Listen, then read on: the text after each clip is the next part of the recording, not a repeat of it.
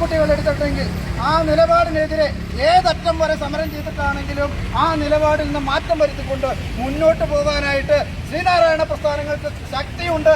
അതിന് ശക്തി പകരുന്ന, അതിന് ഊടും ഭാവം നൽകി വളർത്തിയിട്ടുള്ള SNDP യോഗത്തിലെ കരുത്തനായ നേതാവ് ശ്രീ വെള്ളാപ്പള്ളി നടേശൻ ശ്രീനാരായണ പ്രസ്ഥാനങ്ങൾക്കൊപ്പം നിൽക്കുമ്പോൾ ഒരു മൂരിക്കുട്ടിയും ഈ ഇവിടുത്തെ ഹൈന്ദവ ജനങ്ങൾക്കെതിരെ സംസാരിക്കാനോ ഏതെങ്കിലും തരത്തിലുള്ള ആക്ഷേപങ്ങൾ ഉന്നയിക്കാനോ വന്നാൽ അവർക്ക് തക്കതായ മറുപടി ഇവിടുത്തെ ശ്രീനാരായണ പ്രസ്ഥാനം കൊടുക്കുന്നുള്ള കാര്യത്തിൽ യാതൊരു തർക്കവുമില്ല.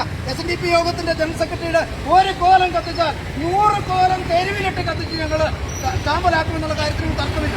അതിന് പ്രാപ്തരായ ആളുകളാണ് ഇന്ന് ശ്രീനാരായണ പ്രസ്ഥാനങ്ങളിൽ ജീവിച്ചിരിക്കുന്നവർ. ഏത് തരത്തിലുള്ള പ്രതിഷേധങ്ങൾ ഉണ്ടായാൽ പോലും അതിനെ തരണം ചെയ്ത് മുന്നോട്ട് പോകാൻ പ്രാപ്തിയുള്ള, കഴിവുള്ള ചെറുപ്പക്കാരടങ്ങുന്ന, വനിതകളടങ്ങുന്ന, ശ്രീനാരായണീയരടങ്ങുന്ന മുഴുവൻ പേരും അതിന് തയ്യാറാകും. ഒരു കാരണവശാലും ഭരണത്തിന്റെ അഹങ്കാരത്തിലിരുന്നുകൊണ്ട് ഇപ്പോൾ നമുക്കറിയാം വർഗീയതയെ വെച്ച് പൊറപ്പിക്കില്ല എന്നുള്ള മുദ്രാവാക്യവുമായിട്ടാണ് മുഖ്യമന്ത്രി ബഹുമാനായ VD സതീശൻ അധികാരത്തിലേക്ക് കടന്നു വരുന്നത്. വർഗീയതയ്ക്ക് ഒരു കോംപ്രമൈസ് ഇല്ല എന്ന് പറയുന്നയാള് ഈ